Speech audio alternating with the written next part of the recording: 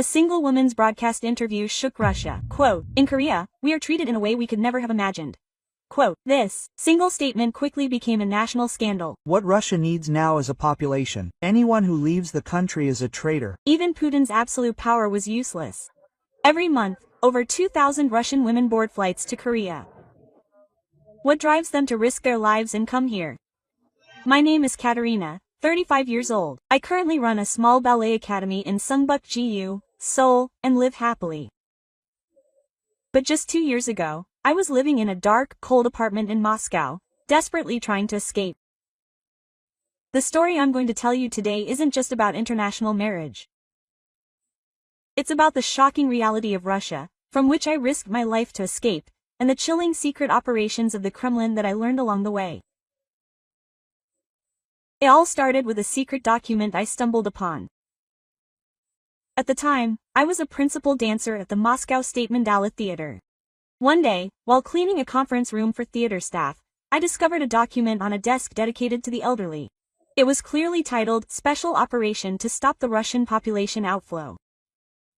The moment I opened the document out of curiosity, my breath was taken away. This top-secret document, authored by the FSB, contained unbelievable details. 80,000 Russian women had immigrated to South Korea in the past 2 years, 98% of whom were highly educated women in their 20s and 30s. The divorce rate among Russian-Korean couples was 1%, a stark contrast to the 68% divorce rate in Russia itself. If left unchecked, the document predicted an even greater exodus of young women. The average annual salary of Korean men is 50 million won, which is more than 4 times that of Russian men, which is 12 million won. The share of housework by Korean men is 72%, compared to 11% for Russian men. The use of paid leave by Korean men is 35%, compared to 0.3% for Russian men. Below the various statistics, it was written in red letters that immediate blocking measures were needed. But the truly shocking content was on the next page. Step 1. Formation of a special task force directly under the president. Step 2. Control the press and spread fake news. Step 2. Criminalization of international marriage brokers. Step 3. Restrictions on leaving the country. Step 4. Physical blockade. My hands were shaking and I couldn't read any further. I couldn't believe that the country I live in was trying to block women's right to pursue happiness to this extent. Actually, I already knew about Korea.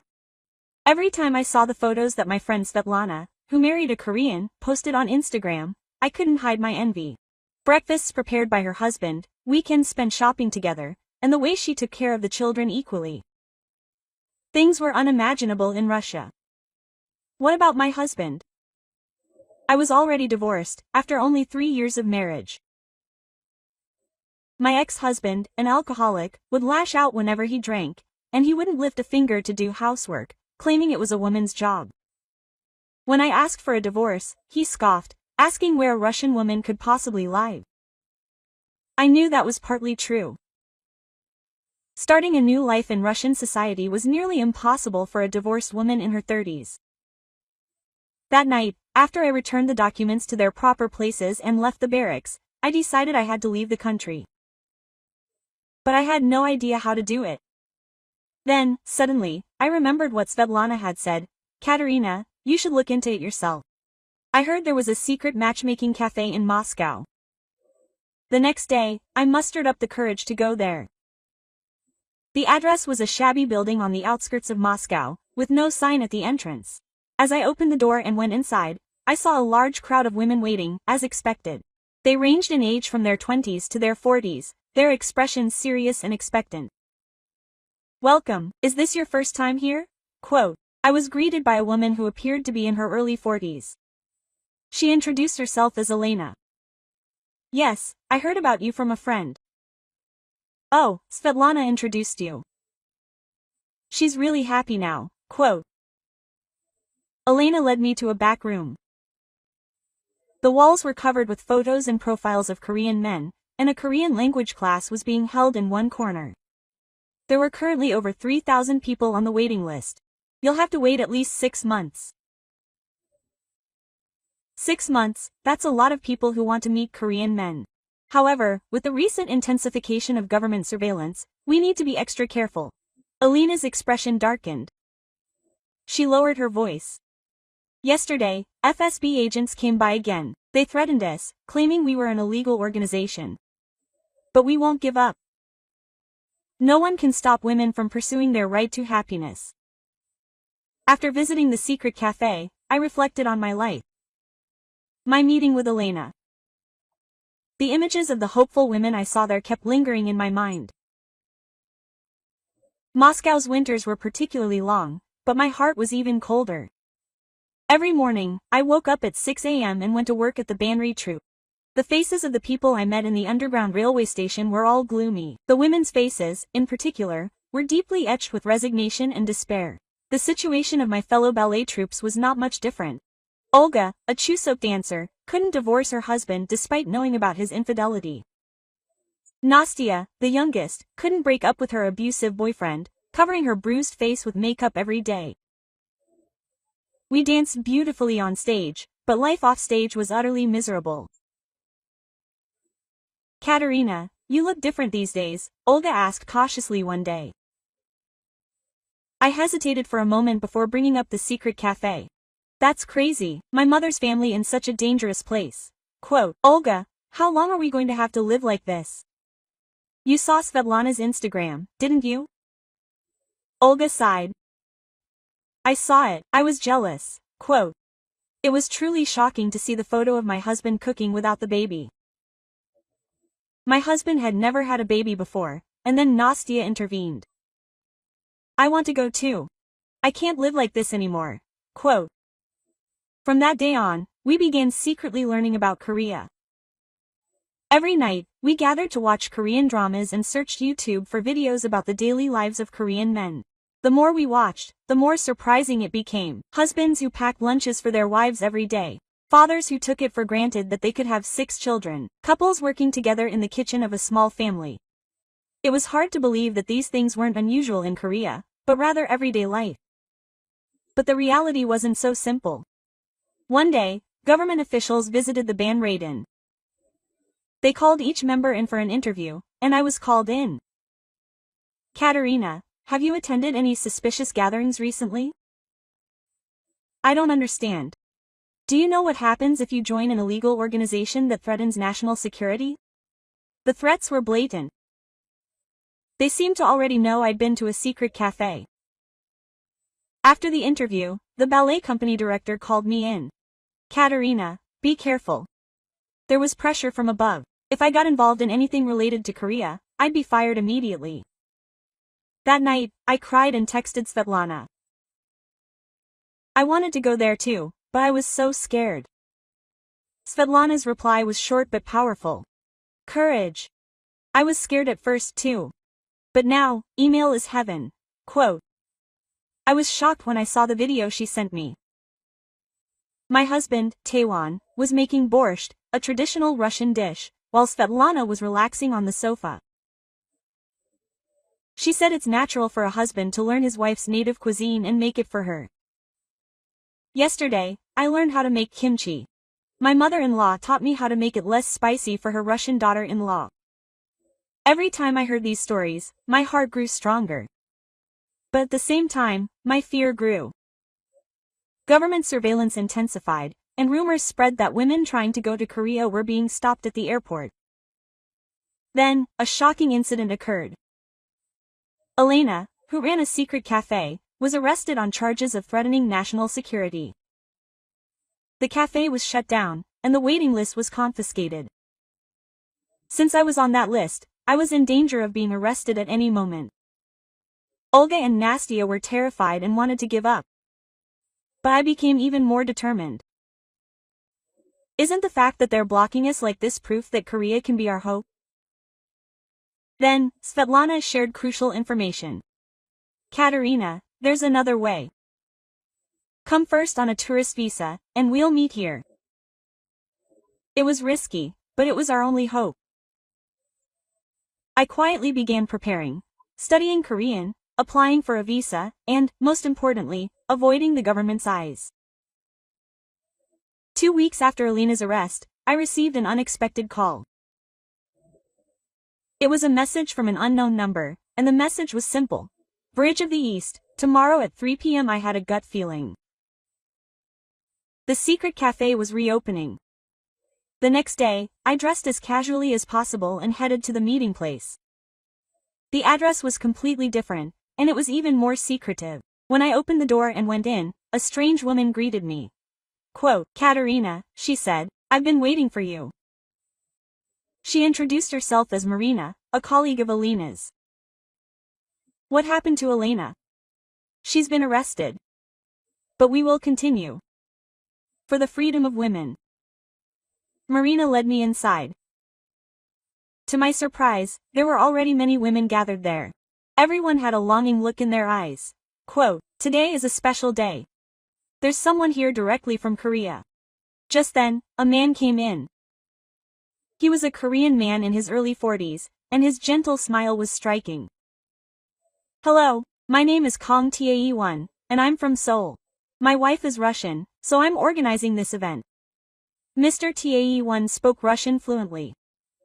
His wife, Svetlana, was my friend. What I want to tell you today is not to lose hope.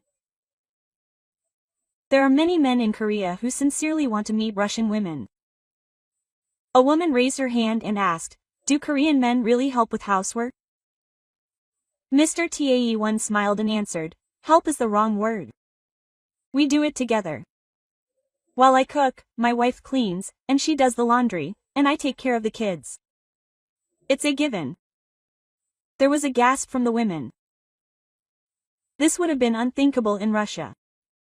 But how can we meet? The government is in charge of everything, so there is a way.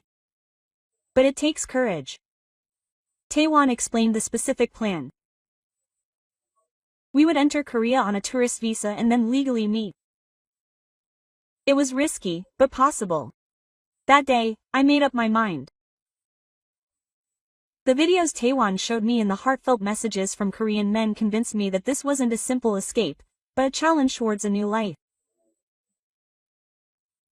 After returning home, I called Natalia. She was already preparing to go to Korea. Quote, "Natalia, I'm leaving next week. You can come with me. But there's heavy surveillance, so just say you're sightseeing. I won't suspect anything if you say you're going to a K-pop concert." Natalia's plan was meticulous. A famous K-pop group was having a concert at the time, and many Russian fans were expected to visit Korea. However, the screening at the airport was a problem. There had been widespread rumors recently that young women were being restricted from leaving the country. In fact, one of my seniors from the ballet troupe was stopped at the airport and returned. They didn't even give me a reason. They just said no. I was scared, but I couldn't give up. I prepared meticulously. I had concert tickets, hotel reservations, round-trip airfare, and, most importantly, a reason to return. I applied for a 2-week leave from the ballet company and told my parents I was going on a trip with friends. I made sure everything looked natural. Finally, the day of departure arrived. On the way to the airport, my heart was pounding. When Natalia and I stood at the check-in counter, the staff member looked at us carefully. Quote, "What's your purpose in visiting Korea?" I asked. "To see a BTS concert." I showed them the tickets I'd prepared. The staff member still looked suspicious, but there were no issues with my documents, so they let me through. The moment the plane took off, I breathed a sigh of relief. But at the same time, a new fear washed over me. Is a new life really possible? My mind was filled with questions about whether Korean men were truly different. When I arrived at Incheon Airport after an 8-hour flight, what surprised me was the cleanliness of the airport and the friendliness of the staff. At immigration, a young Korean employee greeted me with a smile and a "welcome" in Russian. It was a warmth I'd never experienced in Russia. As I left the airport, Svetlana was waiting. She had changed completely since I'd seen her for the first time in a year. Her expression brightened and she seemed relaxed. Quote, "Katerina, you've really come," I thought. We hugged, and I burst into tears. Quote, "This is just the beginning. I've prepared everything." Svetlana took me to a Korean restaurant in Seoul, where several Russian women and Korean men were already gathered. It seemed like a casual meeting, but it was actually a meticulously planned gathering. All the men here were seriously considering international marriage. They have stable jobs and, above all, they know how to respect women. Then, a man approached me. Tall, bespectacled, he smiled shyly and greeted me in Russian. Quote, "Hello," he said. "I'm Kim Yun-jun. I run an IT security company." His Russian was awkward, but I felt sincere. He said he'd been learning Russian for a year because he was very interested in Russian culture. "Why do you want to marry a Russian woman?" When I asked him directly, Yun-jun thought for a moment and then answered seriously. "Korean society is so competitive. Everything is judged by qualifications and qualifications. But Russian women are different. They seem to truly understand the value of family." As we talked, I developed a liking for Yun-jun.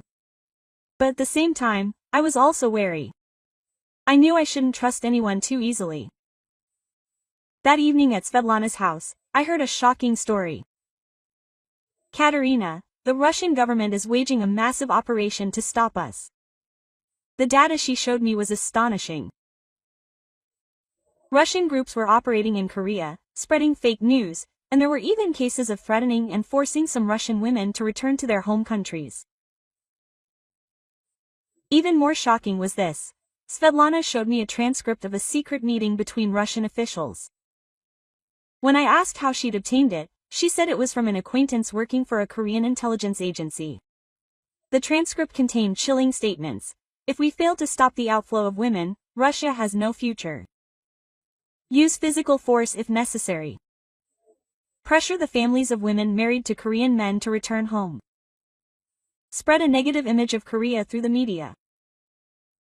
But the most shocking part was something else. The president's second daughter was also secretly dating a Korean man. If this were to become known, it would be a disaster. I was breathless. I couldn't believe that even the president's daughter chose a Korean man.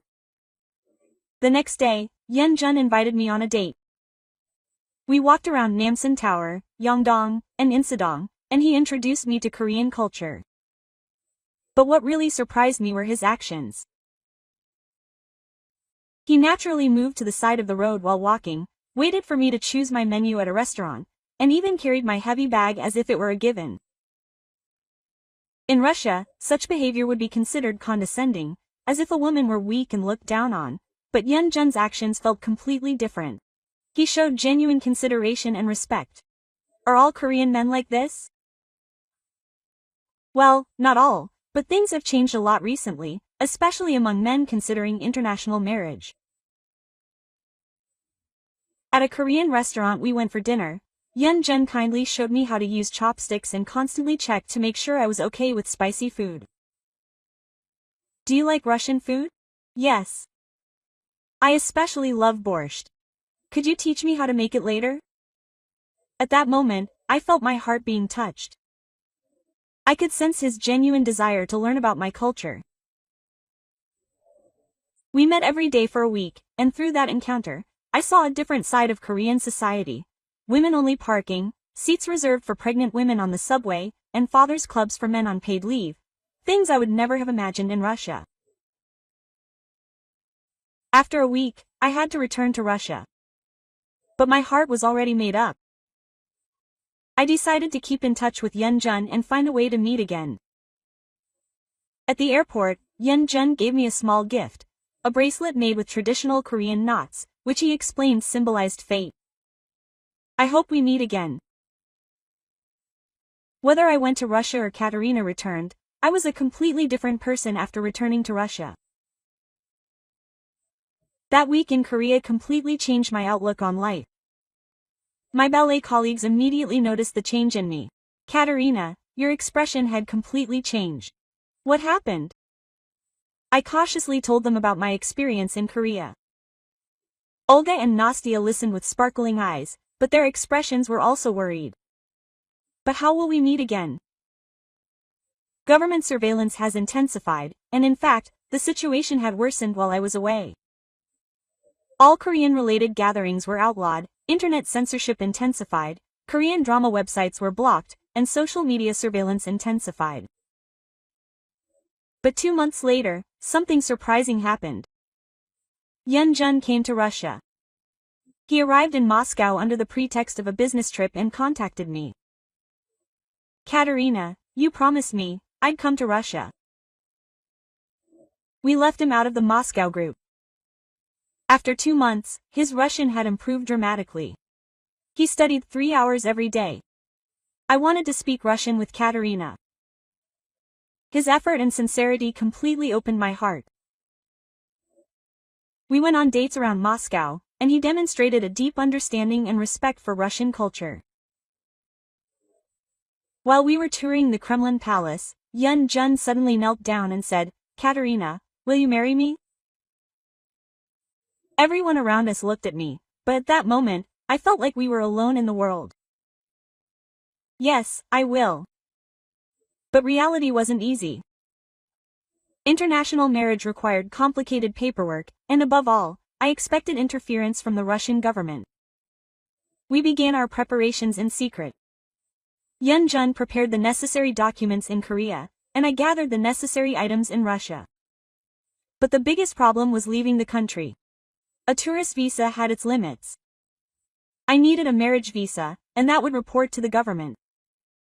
That's when Svetlana gave me some crucial information. Katerina, there was a way.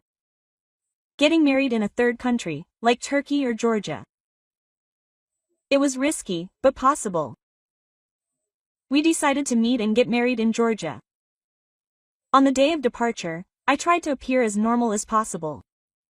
I told the airport staff I was a tourist in Georgia, and they let me through without much suspicion. This was because Russians often travel to Georgia. When I arrived at the Tbilisi airport, Yun Jun was waiting for me. We hugged each other tightly, and I realized this was truly a new beginning. We got married in a small church in Georgia. The witnesses were Svetlana and her husband, along with some Koreans I'd met there. It was a simple but heartfelt wedding. Quote, "Now we're officially a married couple," Yun Jun said as he put the ring on my hand. At that moment, I felt truly free. But the real challenge was just beginning. All that remained was entering Korea, settling in, and avoiding retaliation from the Russian government. Obtaining a marriage visa from the Korean embassy went smoothly, as Yun Jun had prepared all the documents perfectly in advance. A week later, we boarded a plane to Korea. When we arrived at Incheon Airport, I felt like a new life was truly beginning. When I showed my marriage visa at immigration, the officer smiled brightly and said, "Welcome to Korea. Live happily ever after." As we left the airport, Yun Jun's family was waiting. His mother gave me a warm hug and said, "Welcome to Russia." It seemed she had rehearsed the gesture, and I was deeply touched by her sincerity. Yun Jun's home in Sungbuk-gu, Seoul, was an apartment, but it was much more modern and convenient than in Russia. What surprised me most was how naturally Yun Jun handled the household chores. "Where should I start?" "Katerina, take a break. You're tired from flying." This was unimaginable in Russia. "My husband starts cleaning as soon as he gets home." It was awkward at first, but I soon learned that this is normal for young Korean couples. The first week was short. Yun Jun took a week off from work to spend time with me. He taught me step by step how to use the local supermarket, take the subway, and order Korean food. This is our local market. You can also find Russian ingredients there. There was a Russian import store there, and I could find all the ingredients for borscht. Yun Jun was very considerate and made sure I didn't get homesick. From the second week, I started Korean classes. The Damunna Family Support Center, which Yun Jun had found for me, taught Korean for free. There, I met women from various countries, and surprisingly, there were a lot of Russian women. I came here 6 months ago. My husband is so kind. My mother-in-law even bought a cookbook to learn Russian cuisine. Listening to their stories, I became convinced I had made the right choice. A month later, I got sick for the first time. My period cramps suddenly got worse in the middle of the night. In Russia, it would be embarrassing to even tell my husband about this, but Yun Jun woke up as soon as I groaned. Quote, "It's okay. What hurts?" I hesitantly explained. He immediately got dressed and left. 10 minutes later, he came back with painkillers, a hot pack, and chocolate. The pharmacy employee said these would help. He then gave me a pack of cinnamon and made me some warm tea. Russian men would never do that. Korean men are all like that. Well, I don't know. But when someone you love is sick, you have to help them. Those words brought tears to my eyes. It was my first experience of true love and consideration. 2 months later, my mother-in-law came to visit. I was worried about how she would treat a Russian daughter-in-law, but she brought a bunch of borscht. These were ingredients for Russian cuisine. I looked them up online. It was truly touching. My mother wanted me to learn Russian cooking because she was worried I wouldn't be able to eat Korean food. I love Korean food, Mom. But sometimes, I miss my hometown food. That day, we made borscht together in the kitchen. My mother diligently followed my instructions and, after eating the finished borscht, kept exclaiming, "It was delicious." The most surprising thing was the holiday culture. I'd heard in Russia that Korean holidays are hell for daughters-in-law, but Yeonjun's house was completely different. The men take care of everything, and the women take care of everyone else. On Chuseok, Yeonjun, his father, and his younger brother were in the kitchen, cooking pancakes. The women were drinking tea and chatting in the living room. We've been doing this at home for 10 years. It's great because we all do it together. My father-in-law's words made me realize that Korea is changing, too. On the 3rd month, I made a big decision. I would start practicing ballet again. Yeonjun was very supportive. There's a ballet academy in Cheongbuk-gu. They were looking for an instructor. When I went for an interview, they found out the director was a former Russian ballerina and hired me right away. Quote, "Please teach children the authenticity of Russian ballet," he said. Since I started this, I've completely adapted to Korean society. The parents were initially worried about me being a foreign instructor, but they soon came to trust me. Thanks to the instructor, my child has truly come to love ballet. The most touching moment was when Yeonjun came to the presentation. He came carrying a large flower basket and watched his students' performance from beginning to end. "The children you taught were truly amazing. I'm proud of you." Our peaceful daily lives were suddenly shaken by news. It was revealed that the second daughter of the Russian president was secretly dating a third-generation Korean chaebol. Photos were even released, clearly showing them dating in Cheongdam-dong, Seoul. This incident became an international scandal. The Russian government immediately denied the allegations, but the evidence was overwhelming. Photos posted directly by the president's daughter on social media were discovered, and the Korean chaebol also acknowledged the truth about the textbook. Now, the Russian government has nothing to say. Yeonjun's words were true. A few days later, the president himself held a press conference, and his remarks were shocking. "The state cannot interfere with personal love. I respect my daughter's choice." This was essentially a statement recognizing international marriages between Korea and Russia. Russian media outlets also began to change their stance. Positive articles suddenly poured out about Korea, a land of new opportunities, the gentlemanly culture of Korean men, and the reasons Russian women choose Korea. Women who had been oppressed began to speak out, and inquiries flooded the Korean Cultural Center. I, too, received interview requests from Russian media outlets. At first, I was about to decline, but Yeonjun gave me courage. "Your story can give hope to many people." Eventually, I did a video interview with a Russian broadcaster. The host's first question was direct. "Are Korean men really that different?" "Yes, completely different. My husband packs me lunch every morning, does more than half of the housework, and actively supports my work." Isn't that an exaggeration? Not at all. In fact, I feel sorry for him. Yesterday, I was working overtime, so my husband was waiting for me after preparing dinner. After the interview aired, the response was explosive. I received thousands of messages on social media, most of them asking how to meet Korean men. But then something even more surprising happened. The Korean government officially announced that it would welcome Russian women. They promised to encourage international marriages to address the low birth rate and promote cultural diversity.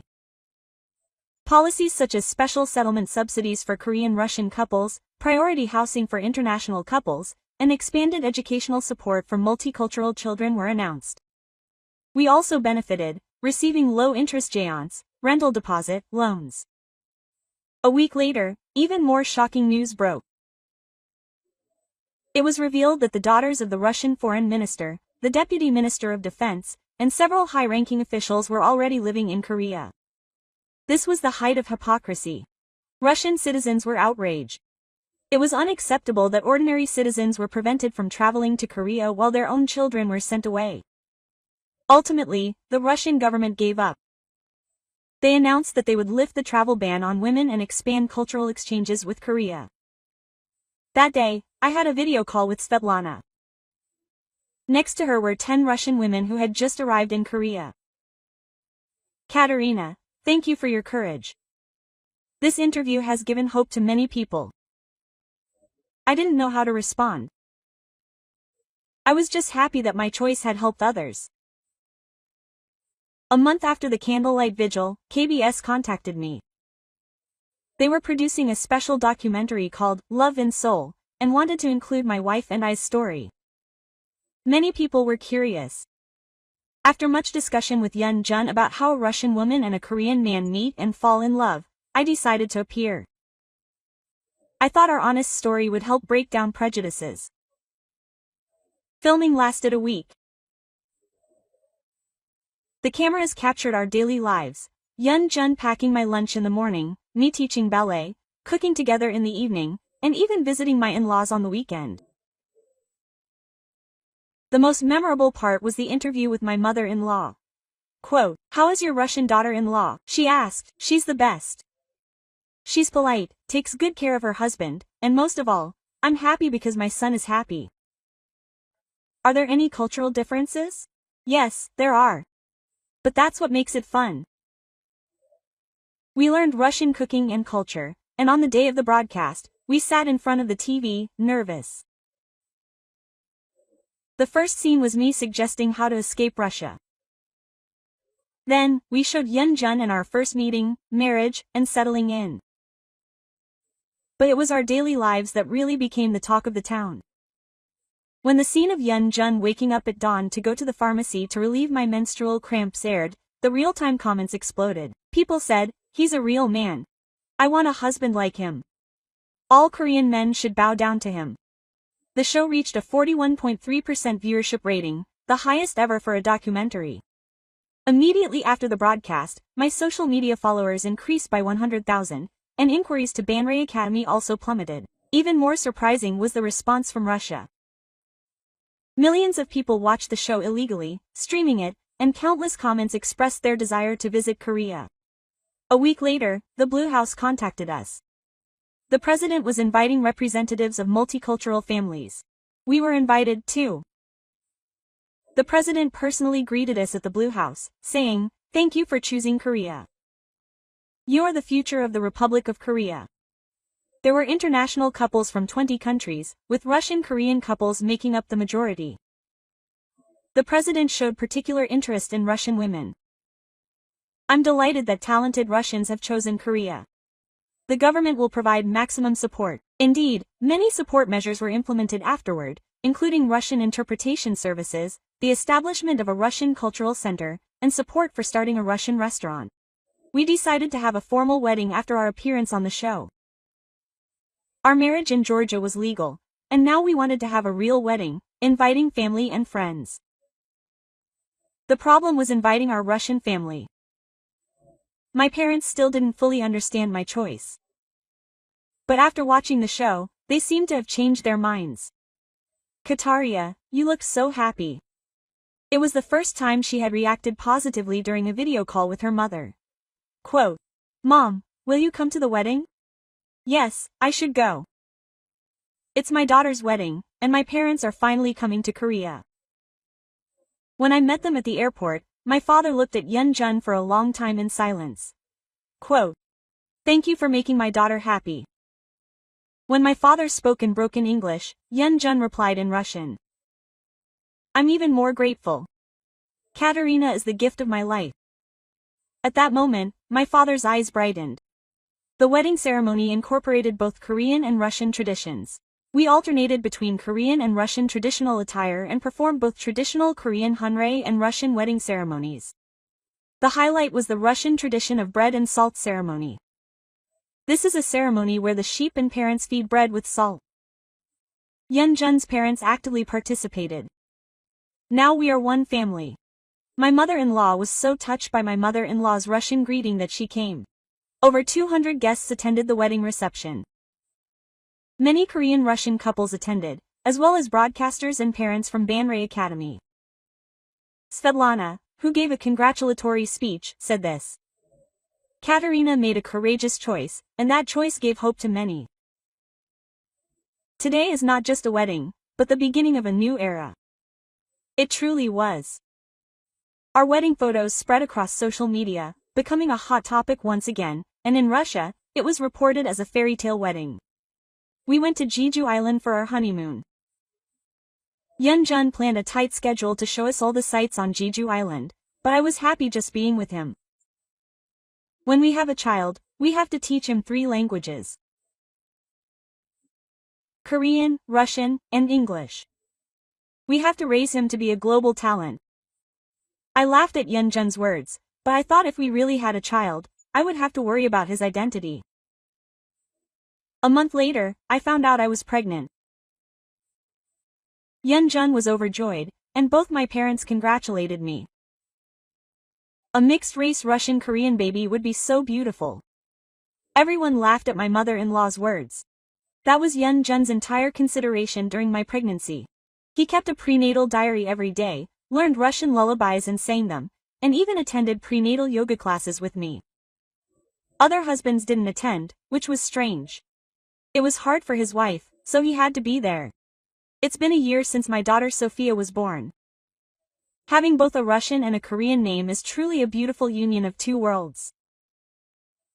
She speaks both Russian and Korean fluently and loves borscht and kimchi equally.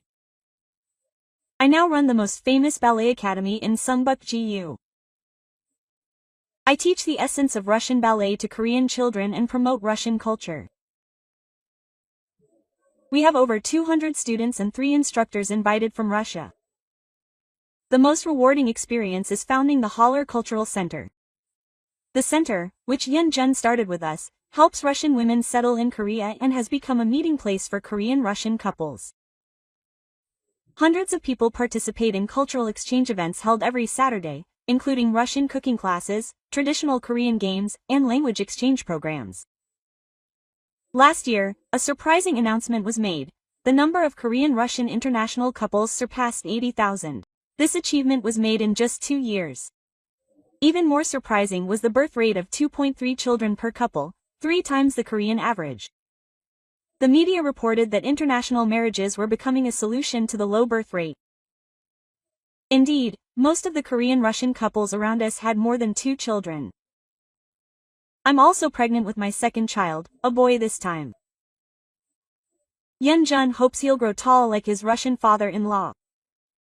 Last year, I acquired Korean citizenship, making me a dual citizen while also retaining my Russian citizenship. During the interview, the interviewer asked, "What does it mean to be Korean?" It's about finding Jay's homeland. Russia is where I was born, but Korea is where I found true happiness. On the day I received my citizenship certificate, Yeonjun said, "Now I'm truly Korean. But I'll always be your Russian princess." We looked at each other and smiled. Recently, the Russian government has completely changed its stance. They've encouraged marriages between Koreans and Russians, established a new Korean cultural center in Moscow, and incorporated Korean language education into the regular curriculum. The president has even declared in official speeches that Korea is an important partner for Russia. My parents now visit Korea twice a year. They used to visit the country girls, but they've become quite accustomed to Korean life. My father has discovered the taste of makgeolli, and my mother has learned how to make kimchi. Quote, "Korea feels like my hometown." These words from my mother bring me great comfort. The Ballet Academy has now achieved international recognition. Last year, it signed an exchange agreement with the Mariinsky Theater in Russia, and it sends its best students to Russia for training. Conversely, Russian students also come to Korea to learn K-pop dance. Thanks to the teacher, my child found his dream. These words from Hanhak's parents are the greatest reward for me.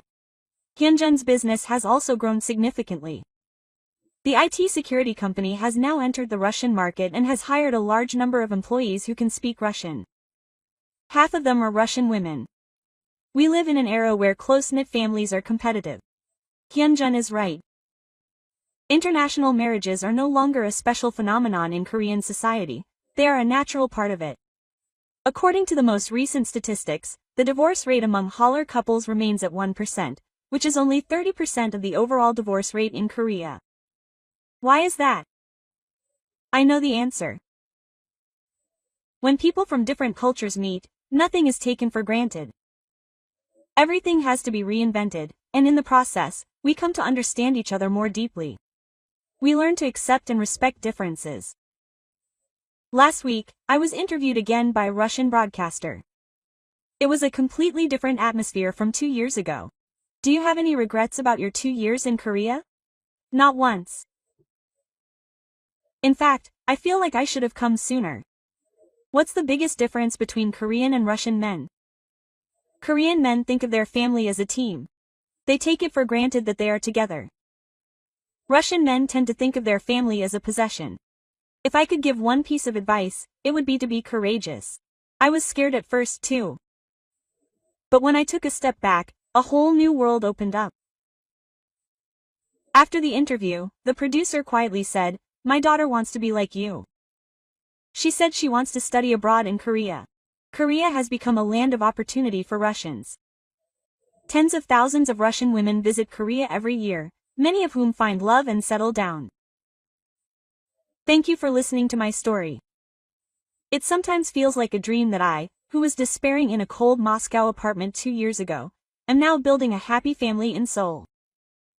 You may be facing difficult situations too. There are many obstacles: social prejudice, family opposition, financial difficulties. But I can assure you, the opportunity to find true love and happiness will surely come. The key is to have the courage to take that chance when it comes. I was scared at first too. The government's surveillance, the uncertainty of the future, the cultural differences, everything was scary. But I took each step, and as a result, I achieved the happiness I have today. Korea is truly a special country. It changes rapidly, embraces diversity, and above all, values family. How has your story been so far? Korean men have also changed completely from the past. They regard women as equal partners, share household chores and necessitate their share of the burden, and respect each other's culture. If this story has given you even a little hope, please share it with those around you. It may be a small light to those still trapped by prejudice and those struggling to find new opportunities. I would especially appreciate it if you could share this video to spread the correct understanding of international marriage. I hope more people will realize that pride has no borders and that cultural differences are not barriers but rather enrichment. My life can begin at any time. Age, nationality, or past don't matter. What matters is the courage to take a step toward happiness right now. I sincerely support your happiness. This has been Korea Wonderful.